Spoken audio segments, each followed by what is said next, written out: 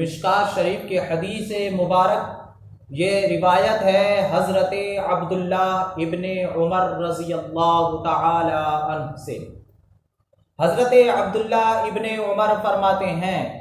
کہ نبی کریم صلی اللہ تعالی علیہ وسلم نے ارشاد فرمایا، کامل مسلمان وہ ہے کہ جس کے زبان اور ہاتھ سے دوسرے مسلمان محفوظ رہیں۔ اور آگے ارشاد فرماتے ہیں نبی کریم صلی اللہ تعالی علیہ وسلم، کامل مہاجر وہ ہے کہ جس نے ان چیزوں کو چھوڑ دیا جن چیزوں سے اللہ تبارک و تعالی نے منع فرمایا ہے۔ یہ مشکات شریف کی حدیث ہے۔ مصطفیٰ کریم صلی اللہ تعالی علیہ وسلم نے ارشاد فرمایا ہے کہ مسلمان کا کردار یہ ہونا چاہیے کہ مسلمان کی نہ زبان سے کسی کو تکلیف پہنچے اور نہ مسلمان کے ہاتھ سے کسی کو تکلیف پہنچے۔ اچھا، صرف زبان اور ہاتھ کو فرما کر اس طرف اشارہ ہے کہ انسان یعنی مسلمان اپنی ذات سے کسی کو تکلیف نہ پہنچائے۔ ہاتھ کو بیان کرنے سے پہلے حضور نے زبان کا لفظ ارشاد فرمایا کہ مسلمان اپنی زبان سے کسی کو تکلیف نہ پہنچائے۔ پہلے زبان کو لانے سے اس طرف اشارہ ہے کہ انسان ہاتھ سے زیادہ زبان سے دوسرے کو تکلیف پہنچاتا ہے۔ کبھی زبان سے گالی دے کر دوسرے کو تکلیف پہنچاتا ہے، کبھی زبان سے چغلی کر کے دوسرے کو تکلیف پہنچاتا ہے، کبھی اپنی زبان سے انسان دوسرے کی برائی کر کے اپنے مسلمان بھائی کو تکلیف پہنچاتا ہے۔ اور زبان سے تکلیف جو ہوتی ہے یہ ایک بڑی شدید اور سخت تکلیف ہوتی ہے۔ ایک شعر ہے، جراحت السنان لہل التیام ولا یلتام ما جرح اللسان، کہ جو زخم نیزے یا بھالے سے دیا جائے وہ آخرکار بھر ہی جاتا ہے۔ ہم دیکھتے ہیں کہ اگر کسی انسان کے جسم پر کہیں نیزے سے، بھالے سے، کسی ہتھیار سے زخم لگ جاتا ہے تو دوا کرنے کے بعد ایک وقت وہ آتا ہے کہ وہ ایسا بھر جاتا ہے کہ لگتا ہے کبھی یہاں زخم ہوا ہی نہیں۔ لیکن آگے شاعر کہتا ہے کہ جو زخم زبان سے دیا جاتا ہے وہ زندگی بھر نہیں بھرتا، وہ دل میں اثر کرتا ہے، اس کا زخم ہمیشہ تازہ رہتا ہے۔ اس لیے انسان کو چاہیے، مسلمان کو چاہیے، کبھی بھی اپنی زبان سے اپنے دوسرے مسلمان بھائی کو تکلیف نہ پہنچائے۔ کامل مسلمان وہی ہے جس کی زبان سے دوسرے مسلمانوں کو کوئی پریشانی نہ ہو اور اس کے ہاتھوں سے بھی کوئی پریشانی نہ ہو۔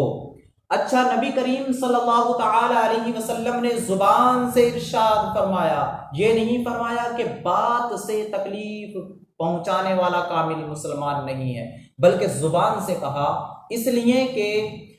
انسان کبھی کبھی بغیر کچھ بولے بھی صرف زبان دکھا کر دوسرے کو تکلیف پہنچا دیتا ہے۔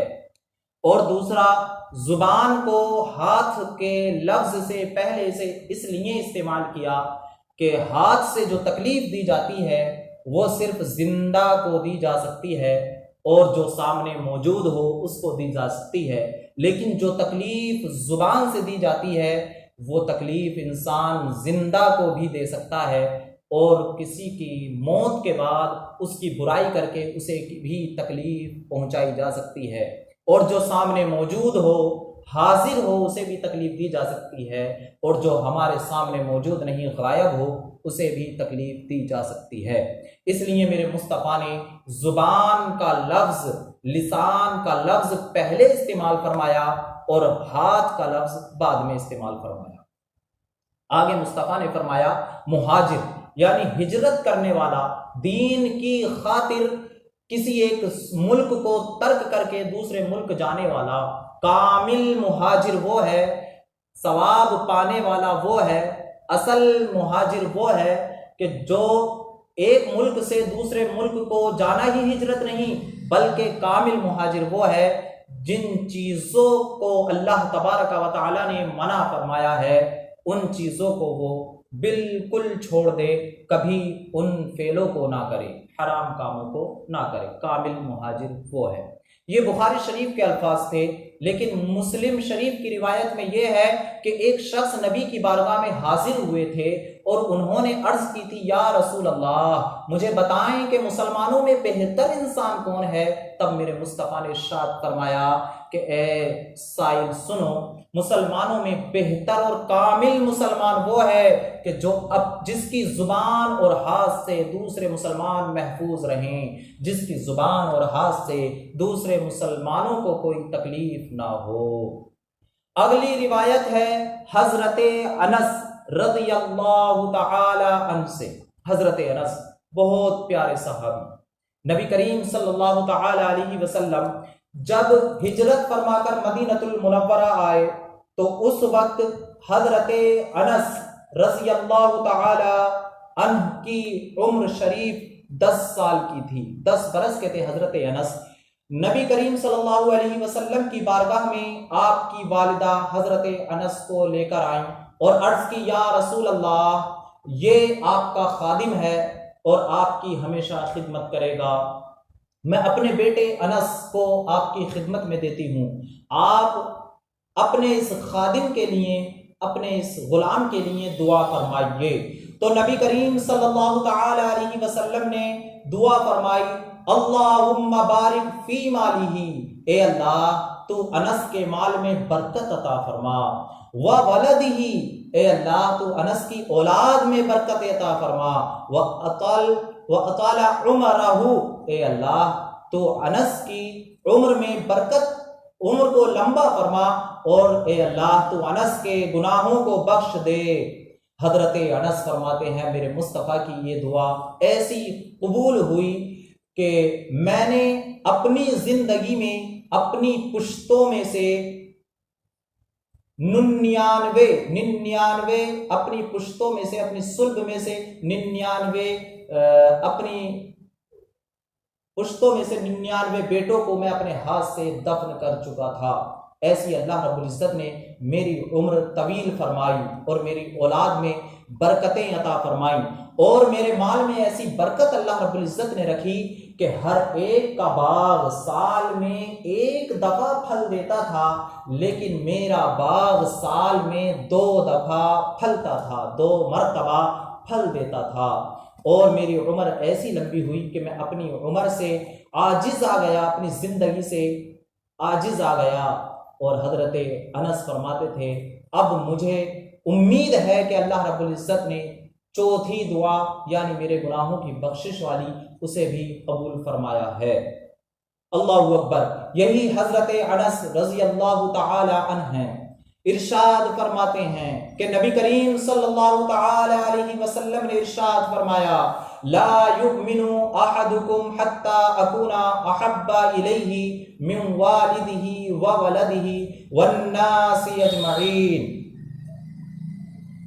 مصطفیٰ کریم صلی اللہ تعالی علیہ وسلم نے ارشاد فرمایا کہ اے لوگو، تم میں سے کوئی بھی جب تک مومن نہیں ہو سکتا، کامل مومن تب تک نہیں ہو سکتا جب تک کہ اس کو میں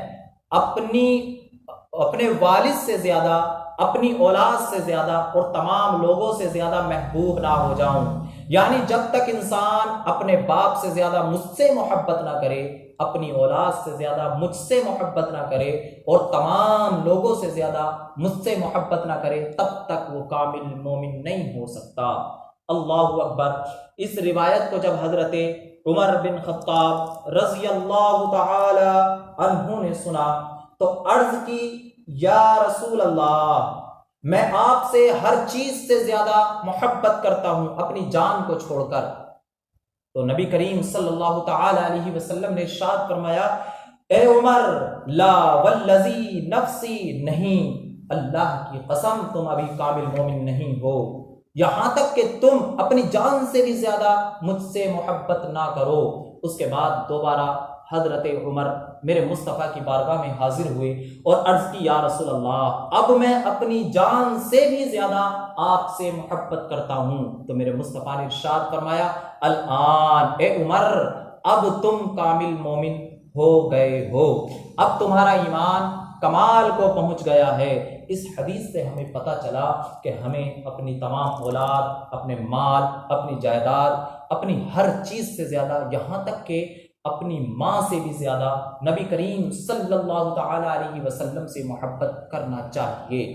اس لیے کہ اور اس محبت سے مراد محبت عقلی ہے۔ محبت کی دو قسمیں ہوتی ہیں، ایک محبت طبعی جو ہمارے اختیار میں نہیں ہوتی، جیسے انسان کو باپ سے محبت ہوتی ہے، ماں سے محبت ہوتی ہے، لیکن یہ محبت طبعی ہے۔ لیکن یہاں پر جو محبت مراد ہے اس سے مراد محبت عقلی ہے، یعنی جو عقل جس محبت کا تقاضا کرتی ہے۔ اللہ اکبر، یہ وہ محبت مراد ہے۔ اس کی مثال یوں سمجھیے کہ انسان بیمار ہے لیکن دوائی ہے، دوائی انسان کی طبیعت نہیں چاہتی کہ وہ دوائی کو کھائے، وہ دوائی سے جو محبت ہے وہ طبعی نہیں ہے، اس کی طبیعت نہیں چاہتی، لیکن عقلی ہے۔ اس کی عقل چاہتی ہے کہ ہاں تو اس سے محبت کر اور اس کو کھا، اس لیے کہ اگر تو نے دوائی کا استعمال نہیں کیا تو تیرا مرض بڑھ جائے گا یا تجھے شدید تکلیف ہوگی۔ وہ دوائی سے محبت کرتا ہے لیکن عقلاً نہ کہ طبعاً۔ اسی طرح نبی کریم صلی اللہ تعالی علیہ وسلم سے ہمیں عقلاً محبت ہونی چاہیے، طبعاً تو ہمیں ماں باپ سے ہوتی ہے۔ یوں سمجھیں کہ اگر ایک جگہ پر نبی کریم صلی اللہ علیہ وسلم کی عزت کی بات آ جائے اور دوسری جگہ پر ہمیں یہاں تک کہ ہمارے ماں باپ کی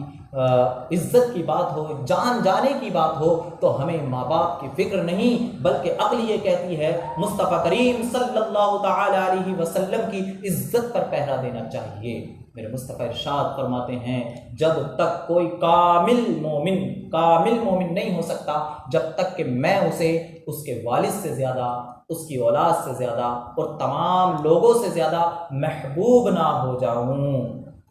ہمیں چاہیے کہ ہم اپنی تمام جان و مال سے زیادہ نبی کریم صلی اللہ تعالی علیہ وسلم سے محبت کریں، اور نبی کریم صلی اللہ علیہ وسلم سے محبت کا ثبوت یہی ہے کہ میرے مصطفیٰ کو نماز سے محبت ہے تو ہمیں نماز ادا کرنی چاہیے۔ میرے مصطفیٰ کو